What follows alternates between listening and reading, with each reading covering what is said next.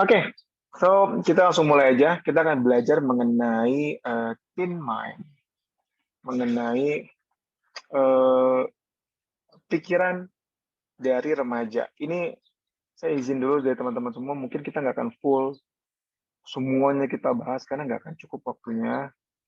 eh, karena pasti akan banyak banget. Mungkin kita butuh bikin satu semester kalau misalnya atensi mau nih. Kita bikin satu semester ngomongin teen mind aja. Mbak Eva, izin ini apa namanya jadi co-host yang akun atas nama Firman Ramdhani juga. Oh iya, iya. Sebentar, saya cari dulu Pak saya kan jadinya. Ini ya. Ada dua, karena Iya, saya mau betul. coret-coret gitu ya. Betul, betul. Oke. Iya, sudah Mas. Oke, terima kasih. Ya. Jadi kalau saya senangnya kalau ngajar itu coret-coret gitu. So, kenapa mesti kita belajar mengenai teen mind? Memang mau nggak mau remaja itu adalah fase yang kritikal gitu ya. Fase yang kritis di mana terjadi banyak gejolak. Mungkin teman-teman sudah ngikutin banyak webinar, seminar gitu ya tentang remaja dan nggak apa ya, nggak bukan nggak hampir semuanya pasti menceritakan bagaimana krusialnya masa remaja itu. Gitu ya. Siapa sih yang dimaksud remaja itu ya? Ada beberapa definisi nih. Menurut WHO, remaja itu usia 12 sampai 14 tahun. Ya, dari Depkes itu beda lagi 10 sampai 19 tahun. 10 ya. Dari salah satu pionir perkembangan lah ya di psikologi dari Santrok, buku Santrok itu 12 sampai 22 tahun. Dan mungkin akan berbeda lagi dari teori yang lainnya. Intinya kalau dari range-nya ya, kalau saya kasarnya nih ya, angka kasar yang mungkin kalau di Indonesia ya, mungkin dari 6 SD gitu ya. Ya enggak? Dari 6 SD sampai awal kerja. Ya enggak sih? Kan Awal 12 kuliah tahun. Mas. Semester awal-awal kuliah, Oh, mahasiswa ya? sorry dari WHO bukan 14, 24. Ya, Salah saya. betul sampai Kalau akhir 19 kuliah. ya semester awal atau tergantung kan kuliah kan biasanya mulai 18 19 ya 19 18 ya Betul, ya betul. mungkin akhir akhir semester lah ya akhir kuliah S1 atau awal kerja kalau dia D3 Ya. nggak les aja intinya kurang lebih rentangnya sebegitu jauh banget gitu ya atau bahasa saya simpelnya gini yang dimaksud remaja itu yang ada mereka nggak anak-anak tapi juga nggak dewasa gitu ya nggak anak-anak nggak dewasa belum disebut dewasa juga enggak kan rentangnya begitu ya 6 SMP kelas 1 mau kita bilang dewasa juga masih bau matahari gitu masih ya masih kecil juga gitu tapi kalau kita bilang anak-anak juga nggak anak-anak gitu nah SMA kan juga gitu ya kalau mau kita bilang dewasa juga belum tapi masih anak-anak enggak banget udah gede gitu badannya gitu ya udah nggak bisa dipeluk-peluk gitu ya. Nah, jadi memang agak tricky kalau kita ngomongin definisi ya usianya tapi intinya mereka yang kalau dalam Islam ya pastinya sudah akil balik gitu ya balik gitu ya sudah balik indikatornya lebih kepada eh, terkait faktor hormonal jadi yang laki-laki sudah mimpi basah yang perempuan sudah menstruasi gitu ya di situ baru dimasuk dengan masuk ke periode akil balik lah ya atau bahasa kita mungkin disebutnya remaja jadi fase yang panjang ini sering diceritakan diidentikan dengan berbagai problematika gitu ya dan problematika itu beberapa diantaranya negatif ya. Beberapa diantaranya disorot jadi berbagai sumber. So apa sih sebenarnya yang terjadi sama remaja? Yang pasti berbagai perubahan ya. Kalau sederhananya kalau kita klasifikasikan ya pasti perubahan fisik, perubahan emosi, gitu. Ya nggak? Perubahan fisik apa aja? Perubahan fisik ya tadi yang mungkin laki-laki jadi akhirnya punya jakun gitu ya. jadi punya tumbuh bulu-bulu di sekitaran tubuhnya, di ketiaknya, di kemaluannya, dan seterusnya. Perubahan bertumbuhnya alat kelaminnya juga, dan perempuan juga begitu, tumbuh payudara, anggulnya mulai mulai lebih terlihat, dan seterusnya gitu ya. Secara emosi beberapa jadi mood swing gitu, beberapa jadi impulsif, beberapa jadi emosional gitu ya. Dan secara kognitif ini mereka mulai bisa berpikir dengan abstrak. Abstrak artinya bisa berpikir nggak mesti ada barangnya di depan dia bisa menalar itu gitu ya. Kalau anak-anak kecil itu belum bisa berpikir abstrak, makanya dia perlu dikasih contoh. Gitu ya. Perlu dikasih contoh. Jadi kalau teman-teman yang ngajar di TK nih ya, tadi kan ada kayaknya guru TK ya. Itu biasanya kan anak kalau mau belajar tambah-tambahan dia pakai barang gitu ya. 1 jambu ditambah 2 jambu, jadi berapa jambu gitu ya. Jadi jadi 3 jambu gitu ya. Masalahnya anak zaman sekarang di rumahnya nggak ada pohon jambu di kampungnya di lingkungannya, jadi dia sulit menalarnya gitu ya. Mungkin satu iPhone tambah 2 iPhone jadi berapa? Nah, itu mungkin sekarang gitu kali ya. Kalau dulu kan kita pakai buah-buahan ya. 1 lidi ditambah 2 lidi, mungkin anak zaman sekarang nggak tahu lidi gitu ya. Mungkin tahunya nggak tahu apa. Berbeda lagi ceritanya gitu. Jadi eh, mereka bisa berpikir abstrak. Apa sih contoh berpikir abstrak? Ya misalnya konsep tentang cinta, konsep tentang kesetiaan, perjuangan itu yang memang susah dibentukkan tuh susah. Nah itu karakteristik remaja. Lalu apalagi secara perilaku identik beberapa diantaranya jadi impulsif tadi ya, jadi bisa jadi mudah sekali terjebak pada perilaku yang beresiko. Saya nggak tahu teman-teman di sini waktu zaman remaja pernah nggak atau mungkin terlibat juga nggak sama perilaku-perilaku bodoh gitu ya zaman remaja. Tawuran gitu ya, Mas. Tawuran gitu ya. Saya sih nggak pernah tawuran loh. Karena takut takut cilaka gitu. Tapi pernah ngikut tapi dari belakang aja gitu. Terus juga ngeliat dong selari gitu. Takut. Untung takut gitu. Kalau beranian mungkin ini udah penuh luka nih gitu. Ya mungkin beberapa di antara itu coba-coba rokok, coba-coba minuman keras gitu dan seterusnya. Atau kebut-kebutan atau ya simply bolos dari sekolah gitu dan seterusnya.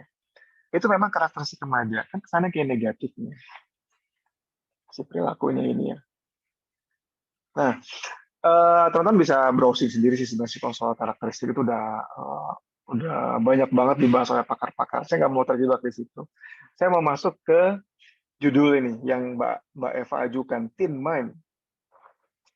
Kenapa mesti ngomongin mind? Dan kalau saya tanya, di mana mind? Nah, di mana mind? Apakah di Mind Institute? Oh, udah. Di mana pikiran kita? Gitu. Di mana mind? Mind itu kan seperti pikiran. Kalau diterjemahin bahasa Indonesia gitu ya. Di mana mind? Di mana pikiran kita? Apakah di jantung? Soalnya kalau saya ngelihat orang yang saya nggak suka, saya berdebar jantung saya mas. Ini kayaknya otak saya di jantung. Apakah mind saya adanya di pencernaan? Soalnya saya kalau ngelihat mantan saya mules. Misalnya. Apakah mindnya ada di dengkul? Karena ketika ngelihat guru yang galak gitu kita lemes. Gitu ya. Nah, menariknya mind itu adanya di otak. Gitu ya. Tentunya nantinya ini akan sebuah integratif ya. Bukan cuma otak doang nanti yang akan terlibat itu ya. Ada hormonal di seluruh tubuh, ada peredaran darah, ada sistem saraf kita. Teman-teman yang pernah belajar biologi kan sistem saraf ada saraf simpatik, parasimpatik. Saraf pusat, saraf tepi. Saraf pusat itu ya otak sama sumsum tulang belakang. saraf tepi ya tadi, saraf yang otonomik gitu ya, yang otomatis termasuk tadi ya, simpatik sama parasimpatik, yang akhirnya menstimulasi kerja-kerja organ-organ jeroan-jeroan kita nih. Atau ada juga sistem saraf somatik gitu, otot-otot kita itu semua saling terintegrasi. Tapi memang para pakar sepakat bahwa yang kritikal, yang jadi senternya mesinnya adalah di otak. Apa buktinya Mas kalau pikiran itu ada di otak kita? Ini jadi perdebatan dan jadi diskusi panjang baik secara neuropsychological maupun dari secara filosofi gitu ya, dari filsafat gitu ya. Otak, pikiran, gitu. Taunya dari mana? Gitu. Kita bisa lihat studinya dari berbagai, misal dari brain imaging dulu, kita nggak punya tuh brain imaging. Mengimage, memfoto otak tuh nggak ada. Sehingga para pakar itu berasumsi bahwa ada satu area yang mempengaruhi, kritikal mempengaruhi karakter manusia misalnya, keputusan manusia. Akhirnya kalau nggak salah siapa, Galen kalau nggak salah ya. Apa sih nama sebutan itu yang akhirnya punya teori terkait fluid ya, kalau nggak salah Galen ya. Apa Hippocrates, saya lupa. Yang ada melankolis gitu ya, plekmatis gitu ya. Itu kan dari cairan tubuh. Ada juga yang terkait dengan bentuk tubuh. Jadi bentuk tubuh yang mempengaruhi gitu ya. Karena memang waktu itu belum ada riset. Sampai akhirnya si Galen itu yang ini. Saya jadi lupa ya. Padahal saya ngajar itu di kampus. Yang akhirnya punya frenologi, ilmu frenologi. Jadi dia meraba-raba tengkorak, dia bilang kalau ada nonjol di bagian tertentu itu ada fungsi yang dominan di bagian itu gitu. Misalnya, nah saya nggak belajar detail itu, misalnya katakanlah misalnya ini di jidatnya di atas alis ada nonjol nih kayak saya nih, mungkin itu fungsi nalarnya bagus mungkin misalnya, atau ini di bagian sini agak lebih nonjol, ini fungsi sosialisasinya bagus gitu. Karena ya dulu belum ada brain imaging, itu tahun berapa sih, mungkin awal-awal Masehi kali gitu. Jadi belum ada brain imaging, jadi mereka ya coba-coba aja observasi dari observasi mereka sendiri. Sampai ada muncul ada brain imaging, ada MRI, fMRI, ada EEG, ada PET scan dan seterusnya. Barulah terlihat ketika dikasih tugas tertentu, ada tugas tertentu, itu otak remaja, bukan otak remaja, bagian otak tertentu akan aktif. Ketika dia coba mengingat, bagian otak tertentu akan aktif. Ketika diberi gambar yang menstimulasi emosi dia, mungkin gambar yang disturbing gitu, yang mengganggu dia secara emosi, bikin dia nggak nyaman, bagian otak tertentu aktif. Ketika dia diminta menggerakkan tangannya, bagian otak tertentu aktif. Dari situ mulai orang jadi punya landasan teori bahwa iya nih, yang pikiran tuh adanya di otak gitu ya. Tadi ya, studi brain imaging. Ada juga yang satu lagi dari studi lesi gitu ya. Studi lesi. Lesi itu seperti kerusakan. Jadi lesion gitu bahasa Inggrisnya. Jadi misalnya ada orang kena tumor di area tertentu lalu bukan diobati, sebelum diobati dicek apa dampaknya dari tumor itu. Terus dicek, gara-gara ada tumor di area ini dia jadi lost memory. Jadi area ini tuh fungsi memori gitu. Jadi itu namanya studi lesi, atau kalau beberapa kasus sama binatang gitu ya, itu dimanipulasi. Kalau binatang kan lebih nggak apa-apa ya, lebih ininya lebih, kode etiknya lebih ringan dibandingkan masa manusia gitu ya. Meskipun banyak yang protes juga para pecinta hewan. Gitu. Itu bisa dirusak dalam tanda kutip ya di area tertentu untuk melihat reaksinya apa. Gitu. Dan paling krusial dalam melihat bagaimana pikiran itu bekerja adalah studi lesi dari salah satu kecelakaan kerja yang mengakibatkan adanya besi yang terlempar gitu ya, tembus dari bawah sini nih sampai mata sampai atas ini lah. Ya, dari bawah pipi deh, dari bawah pipi ini kan tulang nih ya. Cek, tembus terus gitu ke atas. Namanya Phineas Gage, nama orangnya. Searching di Google, namanya Phineas Gage. Phineas Gage. Nah, Pak Phineas Gage ini kecelakaan kerja sehingga tertembus ke bagian otak paling depannya. Oke. Kalau nggak salah di area otak sebelah kiri, nggak salah. Lalu dia alhamdulillahnya pulih, gitu ya. Dia masih aktif. Gitu ya. Karena memang bagian depan ini nggak kritikal dalam mengurus atau mengatur sistem vital kita, misalnya kayak jantung, paru-paru itu bukan di bagian depan, lebih banyak di batang otak. Makanya kita nggak boleh tuh mukul batang otak kita. Karena bisa bahaya gitu kalau misalnya kita mukul batang otak, karena di situ banyak fungsi vital. Ya, tembus dia dan dia alhamdulillahnya selamat. Lalu dicek pada saat dia pulih, ternyata ada perubahan karakter, perubahan personality. Jadi ini ada tetangga motong ubin, kedengeran nih. Kalau Nggak kedengeran mohon kedengeran. maaf. Nggak kedengeran. Kedengeran. Nggak. Keren juga nih, kedengeran. Karena mau gimana rumahnya dempet-dempet, kalau mungkin mau lebaran jadi mempercantik rumah masing-masing. Nah, dia pulih si Phineas Gage tapi berubah karakternya. Yang tadinya dia orang yang distant, orang yang baik gitu, yang sopan, berubah jadi kasar gitu ya. Jadi nggak tahu aturan, nggak tahu manner gitu ya. Dan itu terlihat jelas betul dari observasi teman-teman. Ada juga kasus yang pernah saya upload di Instagram ya. Jadi ketika seseorang mengalami stroke di area frontalnya nih, di jidatnya dia, berubah karakternya. Yang tadinya dia laki-laki yang biasa gitu ya, pekerja biasa, sopan, tiba-tiba berubah. Jadi yang tadi sama, mirip sama Phineas Gage, jadi nggak tahu sopan santun, jadi ngomong kotor gitu ya. Sampai puncaknya, mohon maaf, dia masturbasi di depan istrinya, keluarganya. Jadi berubah banget perilakunya. Makanya langsung dibawa ke dokter waktu itu dari sama keluarganya. Mungkin kalau di Indonesia ada yang kayak begitu, berubah perilaku tiba-tiba gitu ya. Mungkin dibawanya ke ini kali, ke dukun gitu ya.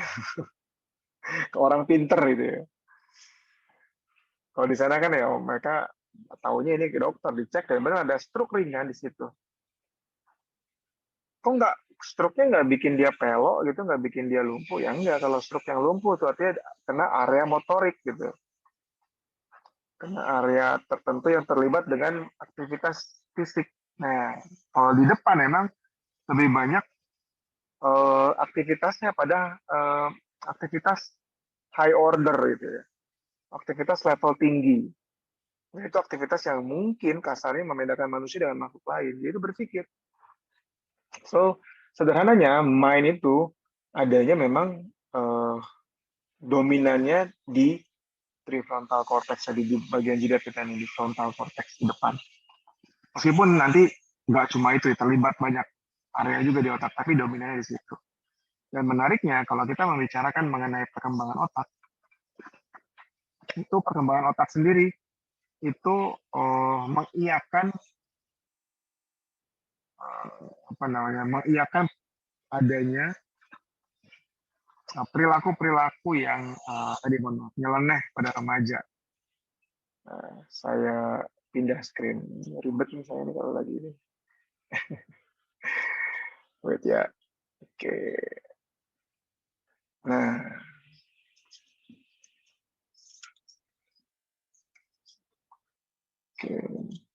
oke. Oh, ini kecil ya, saya gedein dulu.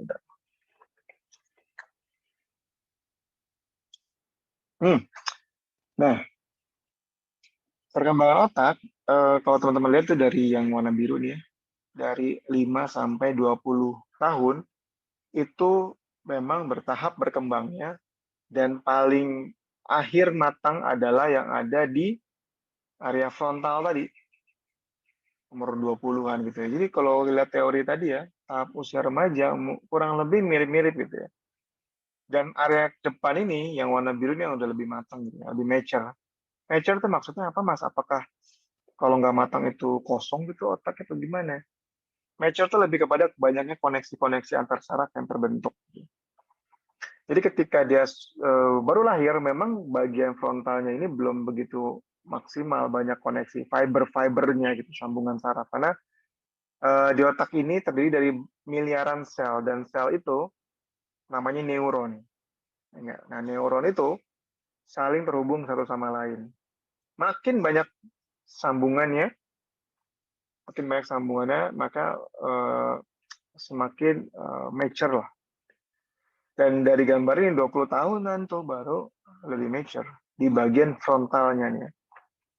Sedangkan tadi kita belajar bahwa bagian frontal ini yang kritikal buat high order thinking gitu ya, kemampuan berpikir kita, tuh ya, judgment, insight, impulse control, bagaimana mengontrol emosi, bagaimana planning, merencanakan, bagaimana menimbang, rational thinking, itu dominan yang ada di area frontal.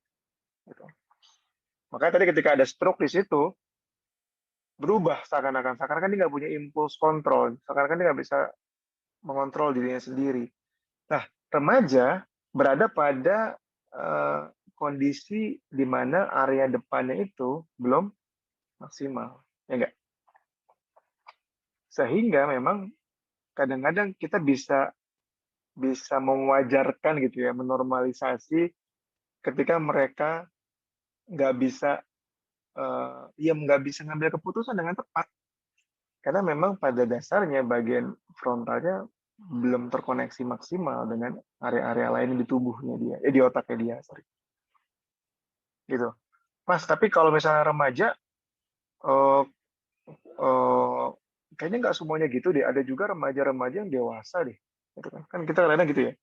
Ada nggak teman-teman? Kalau misalnya teman-teman tadi kita bahas perilaku remaja itu identik dengan pengambilan keputusan yang bermasalah gitu ya. Coba deh ingat, ada nggak teman-teman kita yang dulu kita anggap dewasa gitu? Ada Mas, biasanya jadi ketua OSIS Mas.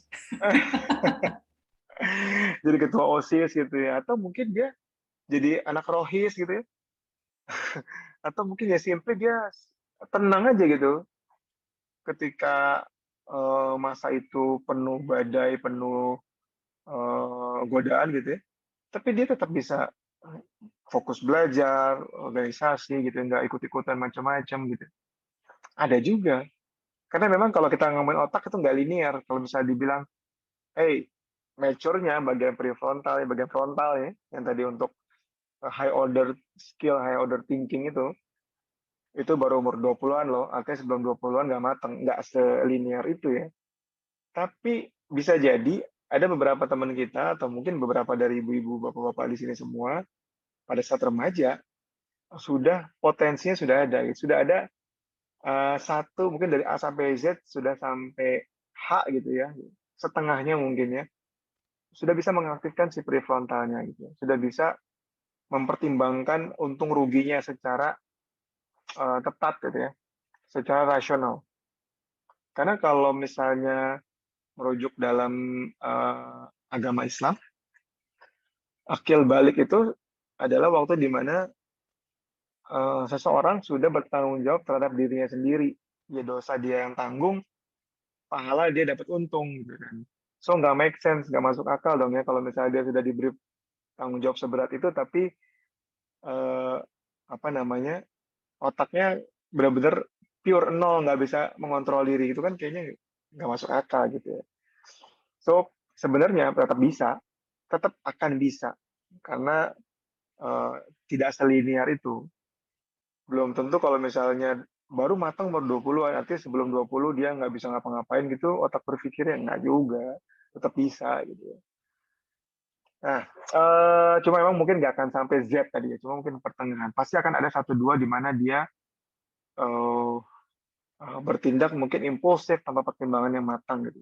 Jangan kan remaja, teman-teman yang udah dewasa juga masih begitu gitu kan ya. Apalagi remaja gitu ya. Menarik ya, makanya kalau dalam Islam itu, eh, ini kayak tausiah ya, tapi nggak apa-apa ya. Itu remaja yang cinta masjid, itu yang maksudnya dari masa remaja dia sudah konsisten dan persisten gitu ya dalam beribadah beragama, itu salah satu dari 8 golongan kalau nggak salah ya yang dijamin masuk surga. Karena emang seakan-akan Allah ngomong-ngomong ya remaja itu susah loh, tapi kalau kamu bisa hadiahnya surga gitu seakan-akan ya. So, secara perkembangan otak memang remaja didesain untuk belum banyak koneksi antara bagian otak emosinya dan juga bagian otak untuk mengontrol. Nah, bagian otak emosi itu ada di sistem limbik kita. Ada di satu bagian namanya amigdala, itu disebut dengan pusat emosi kita. Jadi sistem limbik ini banyak sistemnya tuh ya, warna-warni itu ya, biru, ada merah, ada hijau gitu ya. Tapi yang utamanya untuk pusat emosi kita atau pusat emosi takut, fear center kita itu namanya amigdala. Nah itu waktu kita kecil sudah perfectly online. Kalau sistem batang otak, waktu kita baru, bahkan kita sebelum lahir pun ya, dia sudah aktif karena kan untuk jantung segala macam itu organ jeroan kita gitu. Sistem limbik pada saat kita di dalam kandungan kita sudah bisa merasakan emosi. Makanya ketika orang tua itu tenang akan berefek sama si anaknya. Makanya kalau ibu-ibunya istrinya lagi hamil ya si ayah suaminya keluarganya perlu nyenengin lah gitu ya supaya less stress buat si ibu.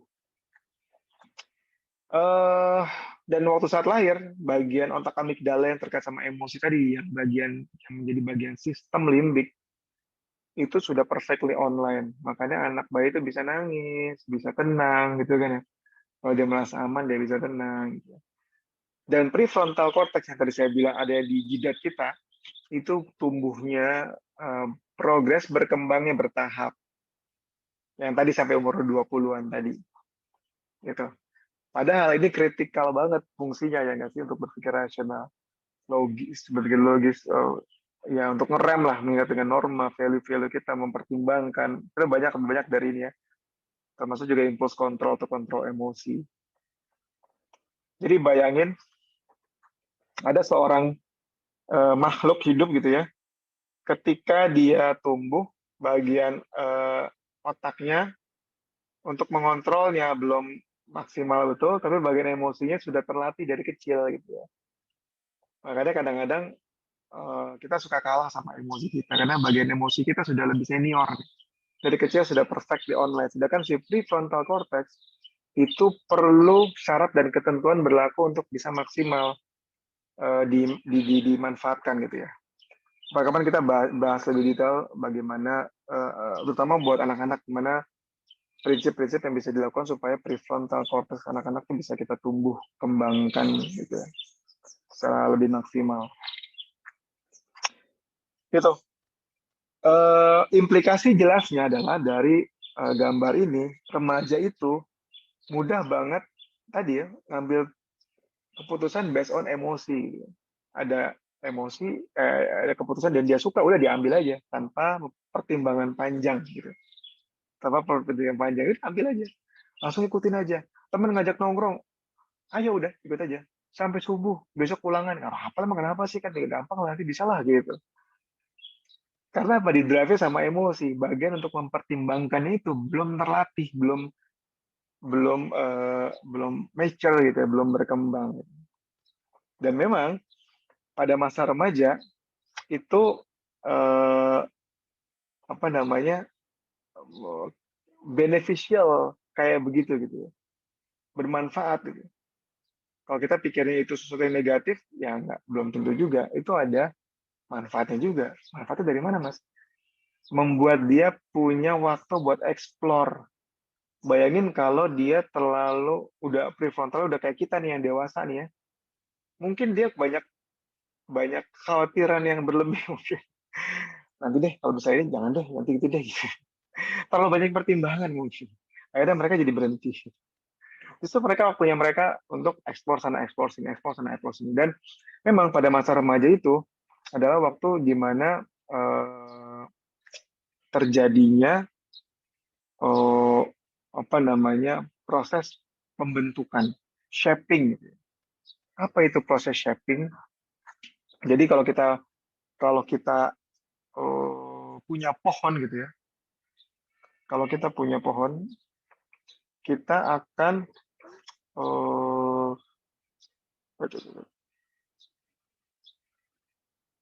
nah, balik lagi ke sini ya. Kalau kita punya pohon, pohon itu kan muncul dari batang dulu ya.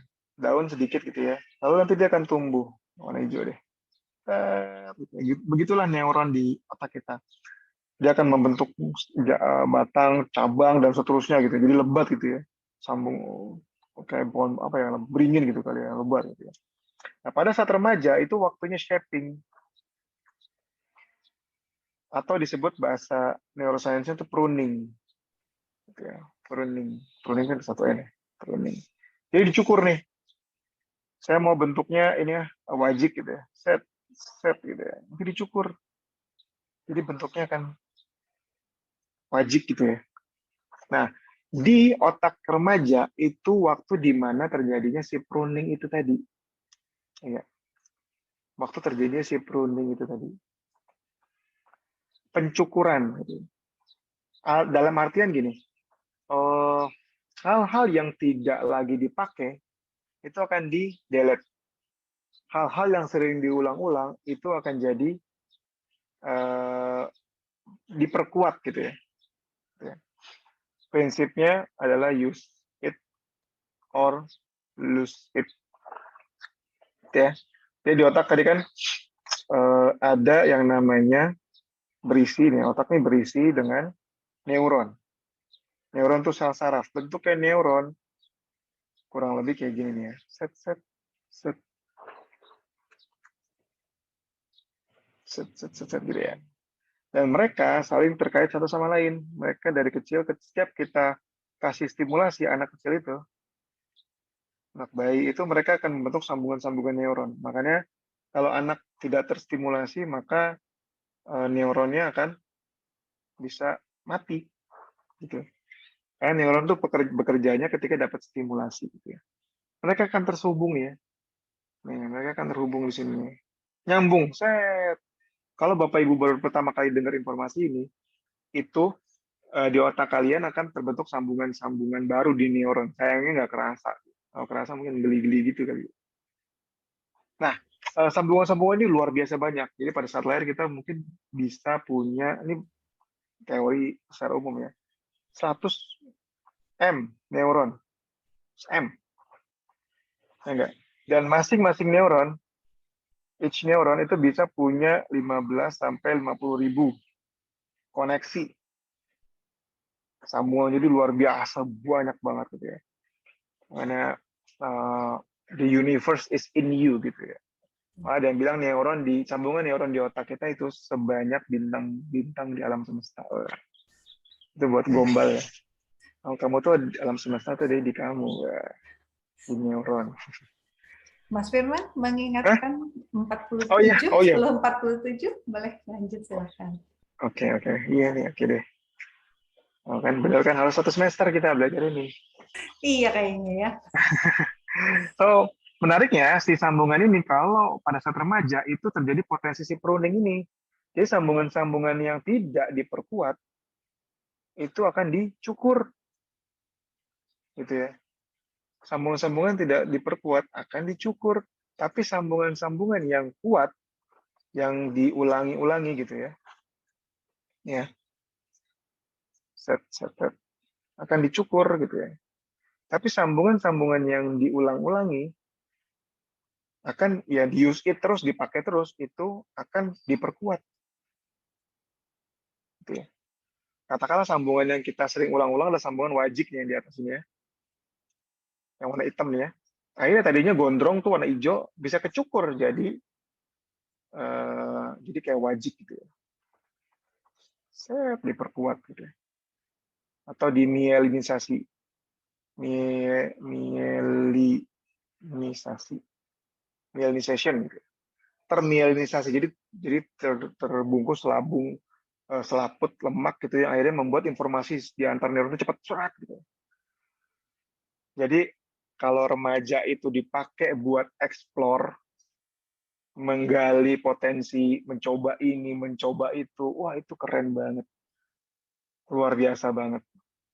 Tapi kalau remaja dipakai cuma buat main Mobile Legend, main PUBG, ya udah itu yang akan diperkuat di otak. Mungkin koordinasi tangan yang makin jago gitu ya. Tapi bagaimana nalarnya, logiknya, kemampuan sosialisasi yang harusnya bisa kita maksimalkan pada saat remaja, mungkin itu bisa lupa. Bisa tidak terjamah gitu ya, tidak termaksimalisasi gitu. Dan mungkin kita pasti sering dengar deh teman-teman, lebih mudah belajar pada saat muda itu seperti menulis di atas batu. Lebih mudah dan lebih awet. Kalau belajar di masa dewasa, itu seperti menulis di atas air. Udah mana nggak kebentuk gitu ya, gampang hilang. Gitu.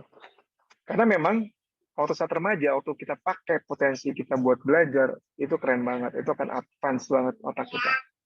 Tapi kalau nggak dipakai cuma buat hal-hal yang sifatnya nggak produktif, even pasif, even mungkin negatif, itu bisa jadi itu yang terekam gitu.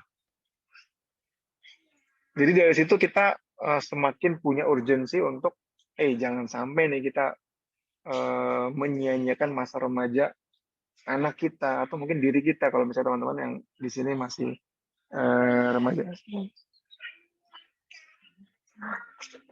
gitu ya. Oh, dan kaitannya sama prefrontal cortex tadi ya. Ini satu ya. Jadi jangan sia-siakan masa remaja kita untuk kita bisa eksplor. Lalu termasuk juga kaitannya dengan si prefrontal cortex tadi. Kita ingat ya tadi tumbuhan apa namanya si fungsi otak itu pertama adalah batang otak, lalu ada sistem limbik, spesifiknya di amigdala, lalu yang terakhir ada prefrontal cortex. Ini kebetulan beberapa remaja juga ikut join di sini, Mas Firman. Halo, kita seumuran. Iya, iya, iya. Enggak, sebenarnya enggak ya, tapi mukanya seumuran lah. Soalnya saya suka ini kalau lagi ngumpul gitu ya, kemarin saya lagi ngumpul sama teman-teman di Brawijaya, ada beberapa yang baru gitu kenalan. Terus saya bilang, sudah menikah Mas? Sudah, alhamdulillah. Sudah memiliki momongan? Sudah. Berapa Mas? 4. Saya bilang, 4? Tapi mukanya masih, oh ya, baby face Mas. Ya. Nah, itu dipanggil kakak tuh Mas Firman. Hai kakak, katanya di Nggak apa-apa. kolom chat. Masih kakak-kakak ya. Kalau online shop juga dipanggil kakak. Masih cocok, Mas. Masih cocok. Gitu ya, jadi batang otak, sistem limbik, amigdala. Dan kita belajar tadi si prefrontal cortex ini yang matang mature belakangan. Dan mature belakangan ini jadi krusial karena si prefrontal cortex ini fungsinya buat tadi ya, apa namanya, buat rasional, thinking, apalagi impulse control, kontrol emosi juga masuk, kontrol emotion control gitu ya, emotional control ya. Lalu apa ya, planning, Ambil keputusan tadi ya. dan lain-lain lah gitu ya. Matang belakangan, sedangkan si otak emosi ini sudah perfectly online.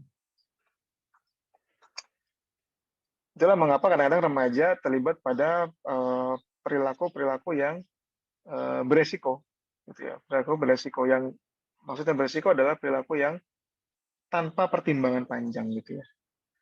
Tanpa pertimbangan panjang. Dan menariknya di otak remaja itu memang sudah mana didukung dengan ini ya, dengan pertumbuhan ini, fakta pertumbuhan ini, kalau prefrontal cortex-nya tumbuh atau matang mature belakangan, di otak remaja juga itu secara chemical memang lebih demanding akan reward gitu ya. Lebih bisa mendapatkan reward dibanding orang dewasa gitu.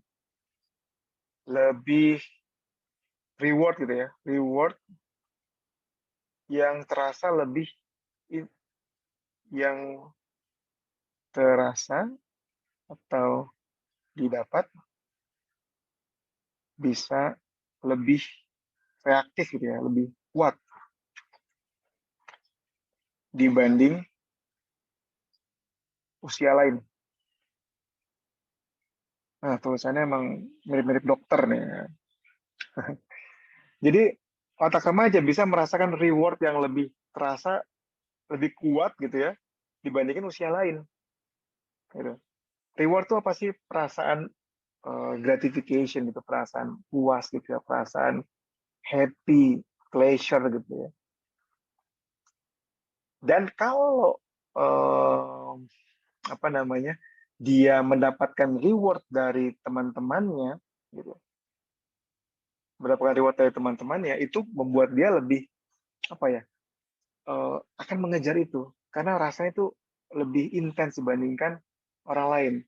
Ada penelitian gini, jadi remaja itu dikasih apa namanya, dikasih hal yang menyenangkan gitu ya, dikasih apa ya, gula kalau nggak salah ya, minuman manis gitu ya.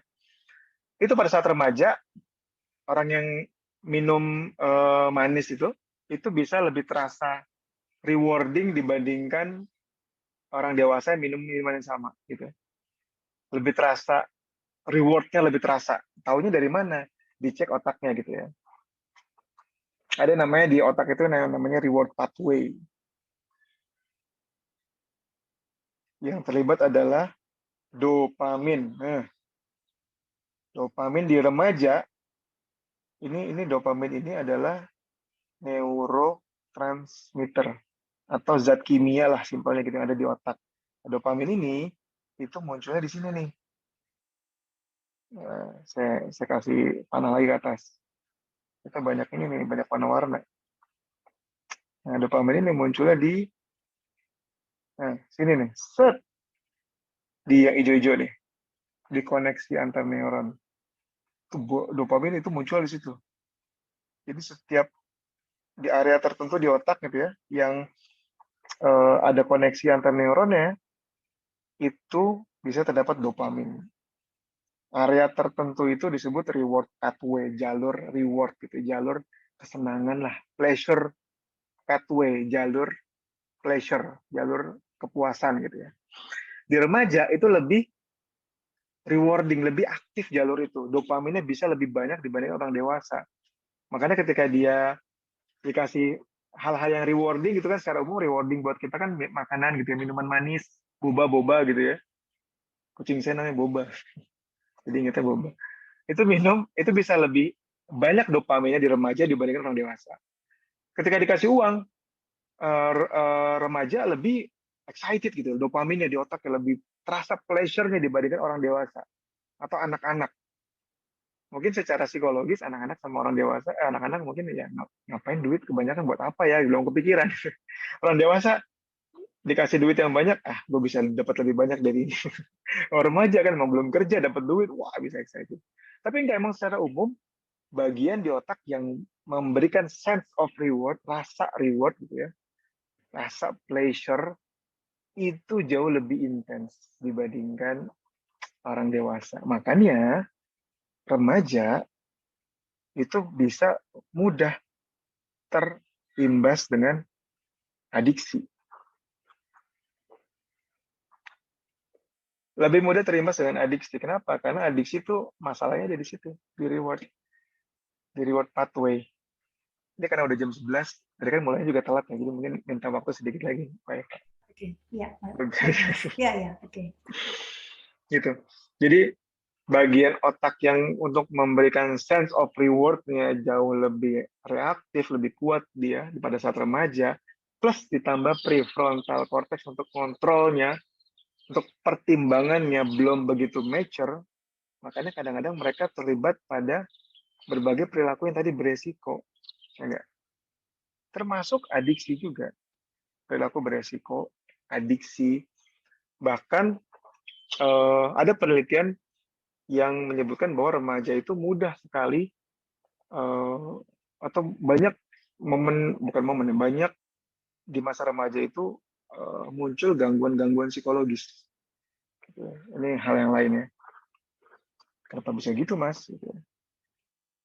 Oke, itu kita bicarakan ya. Oh, ya. Munculnya gangguan psikologis.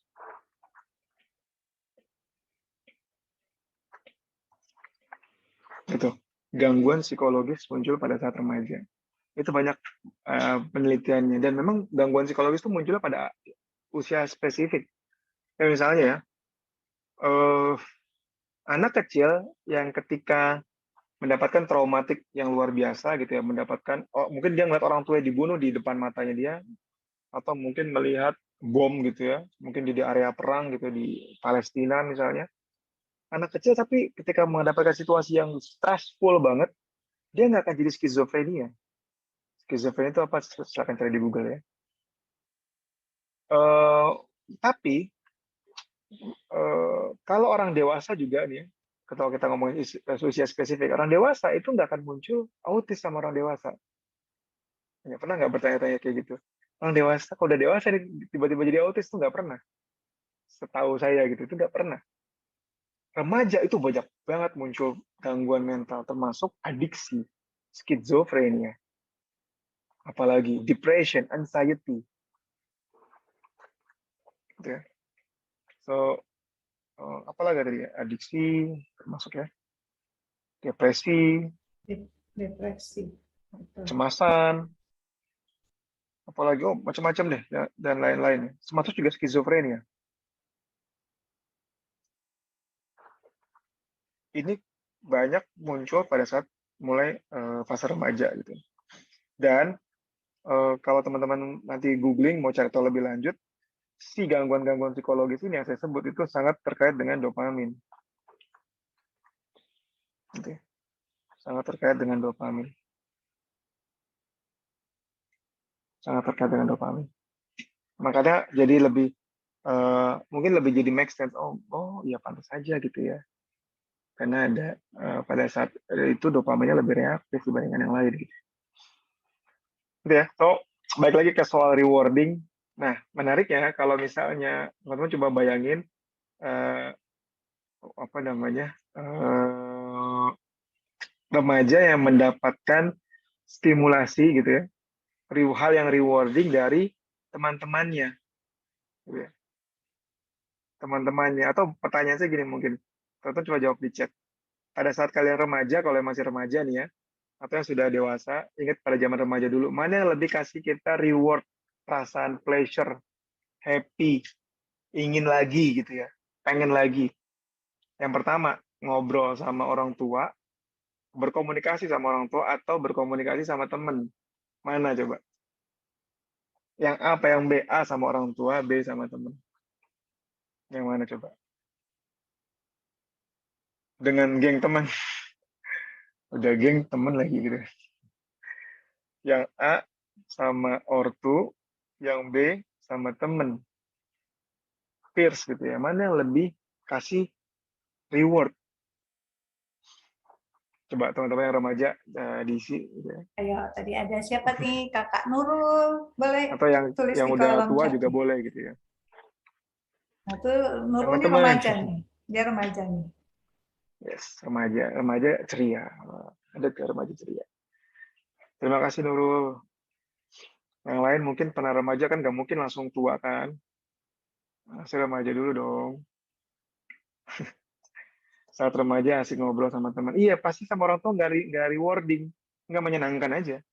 Gitu. Dan ingat, mungkin karena orang tuanya mungkin toxic gitu ya, atau mungkin problematik. Tapi karena saking cravingnya sama teman, si orang tua nggak pede gitu. Akhirnya remaja ini akan sangat ngikutin temennya gitu. Ya, nggak? Sampai sekarang sama teman akan sangat ngikutin temennya. Bahkan small reward, uh, hal kecil gitu yang rewarding buat remaja itu asal dikasih segera itu bisa intens banget rasanya di dia gitu. Jadi apa eh, kerasa banget gitu ya sama si remaja ini gitu ya. Makanya kalau yang rewarding adalah sama teman-teman dan kebetulan teman-temannya itu bermasalah, ya enggak? dia bisa terlibat sama perilaku beresiko. Kalau teman-temannya itu kebetulan baik, mungkin dia bisa jadi produktif. Ya nggak? Bisa jadi seperti itu. So, mungkin kalau yang ada di sekolah, kayaknya tanggung jawab sekolah itu untuk menciptakan atmosfer atau memastikan bahwa peers mereka di sekolah itu yang baik gitu, yang bisa kasih mereka produktif. Ya nggak? Apakah kondisinya sama untuk putra putri? Kurang lebih sama gitu ya. Memang otak perempuan dan laki-laki ada perbedaan, tapi pada saat remaja eh, efek psikologisnya sama-sama jadi lebih emosional, sama-sama jadi lebih rewarding gitu ya, lebih reward pathway-nya di otak tuh lebih aktivasi gitu. So gratification, banyak istilah psikologi ya, tinggal apa ya? Gratification itu jadi kunci. Gratification ini sesuatu yang ya tadi ya, atau yang menyenangkan gitu ya, yang rewarding, yang bisa memberikan reward. Apa sih gratification gitu? Misalnya tadi pengakuan dari teman-teman gitu ya. Eh, apa namanya? Mungkin apresiasi dari peers-nya ketika dia ngikut temennya, oh lu keren lu udah ikut kita lu misalnya. Nah, itu luar biasa. Makanya ketika mereka remaja ngerokok itu kan sebenarnya dia kebanyakan yang mengincar pengakuan dari teman-temannya. Relate banget sama tahap perkembangan dari sudut pandang psikologi gitu ya. Yang memang ada istilah pencarian jati diri gitu pada saat remaja. Gitu. Dan remaja itu pada saat ini dia kepikirannya rewardnya aja, belum resikonya. Gitu ya. Jadi rewardnya aja, resikonya kagak gitu ya. Resiko kagak. Resiko ini belum kepikiran sama dia. Yang lebih dominan ya si rewardnya, apa nih yang bisa dia dapat gitu ya. Kalau gue ngerokok, eh gue bisa gabung sama teman, bisa asik sama teman-teman, itu bisa chill bareng, bisa bisa nggak ketinggalan gosip terkini gitu ya, bisa diajak lagi terus itu. Dia belum kepikiran tuh bahwa ngerokok itu bisa bikin dia kanker nantinya. Dia belum kepikiran tuh kalau ngerokok itu bisa membuat giginya nih rusak gitu ya. Nanti biayanya mahal, belum kepikiran dia. Dia lebih kenanya rewards-nya gitu ya.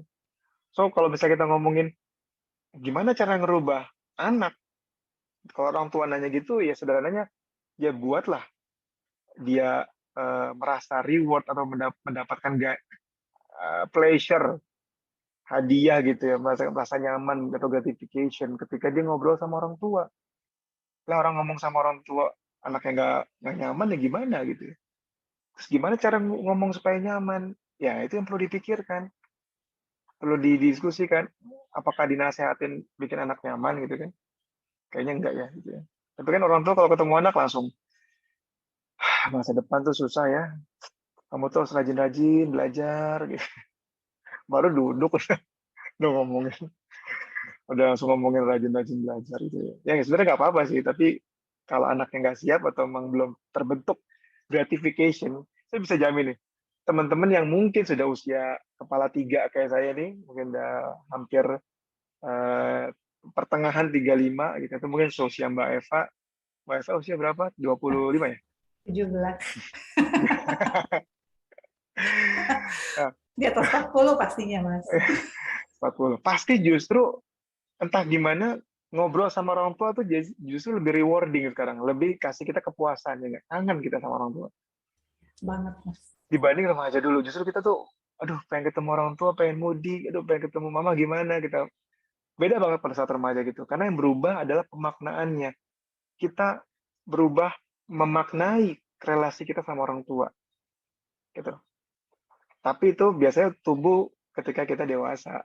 Tumbuh ketika kita udah punya berkeluarga, udah punya anak, ada konflik keluarga, kita baru bisa memaknai, oh gini ya jadi orang tua. Baru tuh kita bisa lebih sayang sama orang tua kita.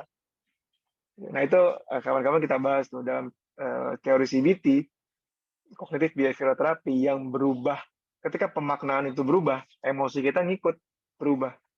Yang tadinya kita benci banget sama orang tua, anti, tapi ketika kita berubah pemaknaannya, interpretasi kita mindset kita berubah, yang tadi benci jadi cinta, jadi kangen.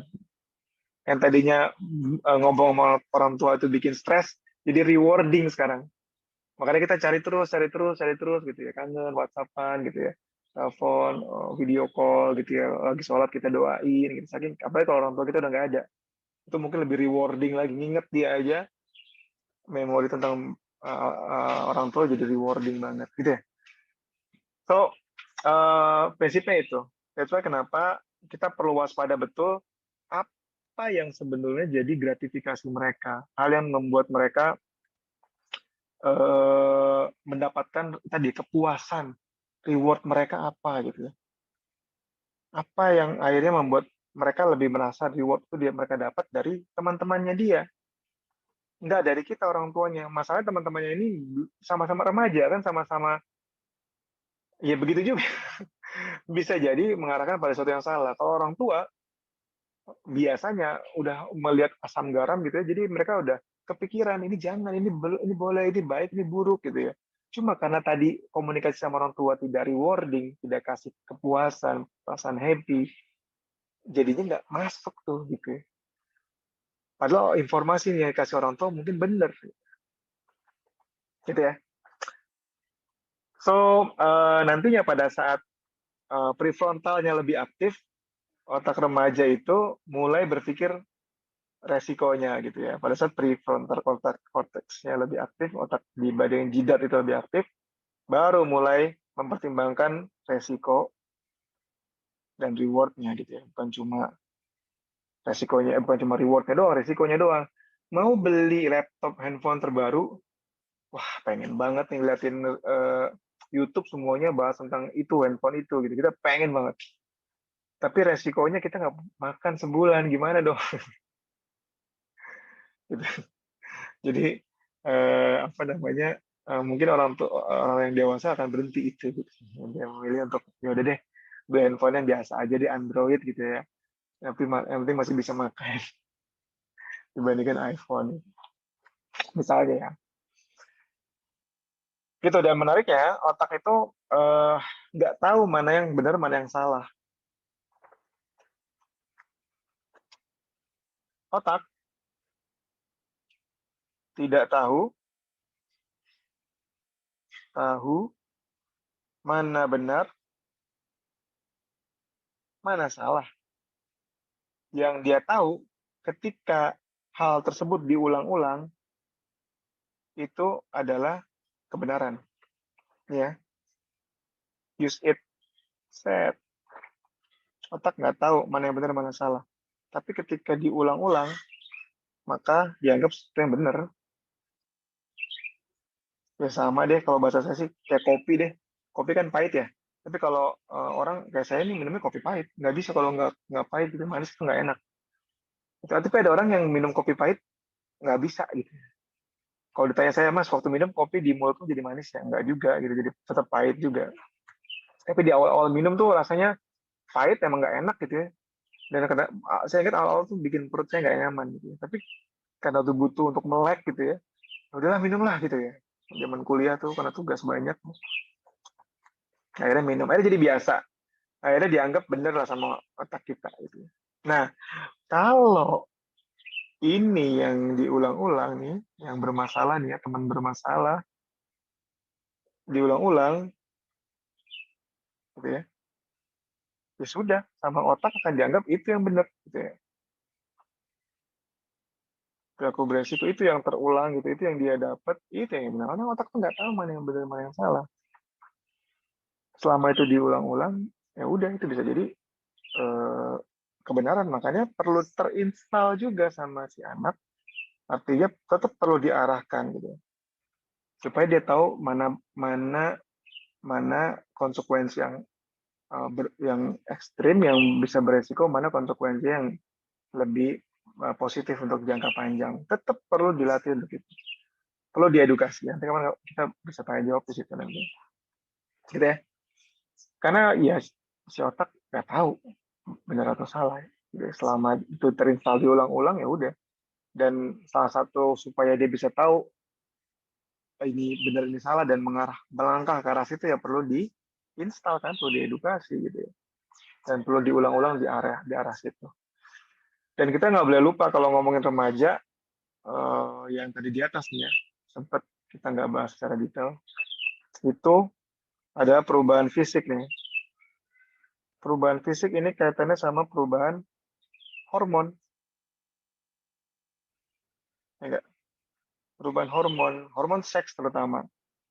Gitu. Tapi jangan salahkan hormon, karena kebanyakan kita masih suka nyalain hormon nih, hormon jadi begini nih mereka nih. Memang hormon berpengaruh gitu ya, tapi ya nggak tunggal faktor juga.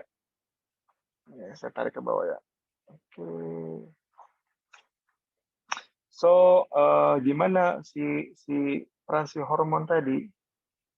Hormon itu seks hormon terutama ya.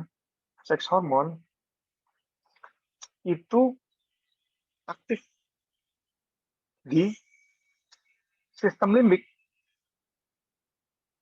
Enggak, dia aktif di sistem limbik.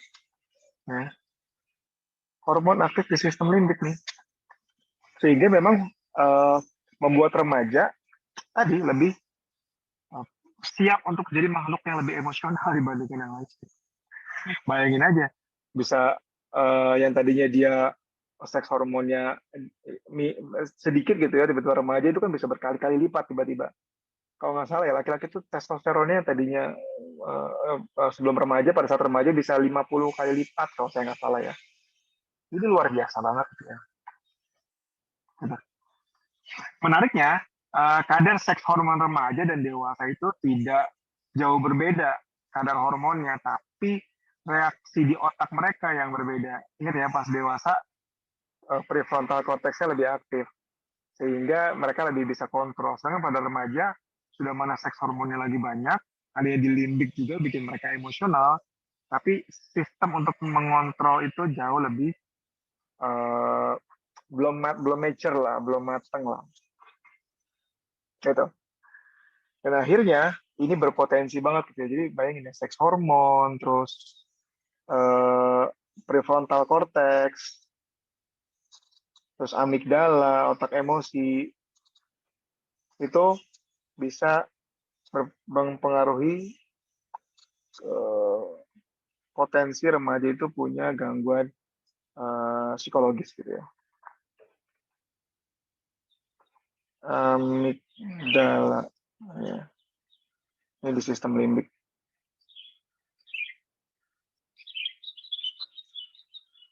Set, bingung-bingung ini banyak tanda panah.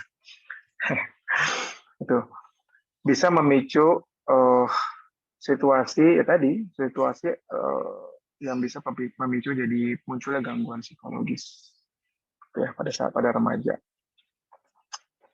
Dan memang kalau di remaja itu ada penelitiannya, kalau remaja itu melihat stimulus, dikasih lihat gambar gitu ya, dikasih gambar yang men-trigger emosi mereka, amigdala, otak emosi remaja itu jauh lebih reaktif dibandingkan orang yang lebih tua gitu atau yang lebih masih anak-anak.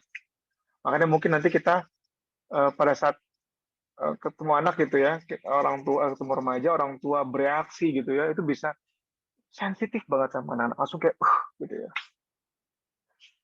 Gitu. Nah, nantinya kita akan bisa belajar lebih lanjut ya, misalnya kaitannya dengan belajar mereka tuh gimana, kalau misalnya dengan otak seperti itu belajarnya gimana, terus kaitannya sama gaya hidup zaman sekarang tuh gimana gitu. Lifestyle zaman sekarang tuh gimana, dengan digitalisasi, terus pola tidur, makanan itu gimana sekarang gitu ya. Tapi sekarang kita belajar terkait perilaku remaja secara umum, yaitu tadi terutama adanya apa namanya potensi remaja untuk terjebak pada perilaku beresiko, karena memang secara jeroan gitu ya di otak dan di hormonalnya itu mendukung buat itu. Tapi sekali lagi itu punya benefitnya juga, ya nggak? Ada benefitnya juga. Ada benefitnya juga. Benefitnya apa? Ya remaja jadi waktu yang tepat untuk explore, Bayangin mereka punya energi, lagi semangat gitu ya, terus eh, apa lagi menggebu-gebu, terus nggak begitu banyak pertimbangan gitu ya. Plus banyak energi gitu ya, energi lagi banyak gitu. Plus nggak begitu banyak pertimbangan. Jadi waktu yang tepat tuh coba ini, coba itu, belajar ini, ikut organisasi gitu ya. Mungkin kalau kita udah tua kayak gini, kayak Mbak Eva gitu ya, udah ikut ngumpul, aduh di mana? Di Bekasi, jauh, aduh jauh banget deh. Titip Jauh salam Mas. ya. Iya benar. Kok tahu? Iya iya betul. Gitu. Jadi memang waktu yang tepat untuk explore, waktu yang tepat untuk mereka eh, menggali menggali potensi gitu ya, untuk sosialisasi. Waktu yang tepat tuh aktif lah, biar aktif lah, simple aktif gitu ya. Aktif. Kreativitas juga ya Mas? Yes, untuk menggali kreativitas dan lain-lain gitu ya. Coba ini, coba itu, gitu ya. So, kurang lebih itu kali ya untuk hari ini. Nanti kita ketemu lagi di semester berikutnya. Ya, di semester berikutnya ada Mas. Oke. Jadi kurang Eh, lebih itu, nanti kita sambung ke tanya jawab. Saya kembalikan dulu ke Mbak Eva. Mohon maaf pada salah ya, kata. Wassalamualaikum warahmatullahi wabarakatuh. oke baik.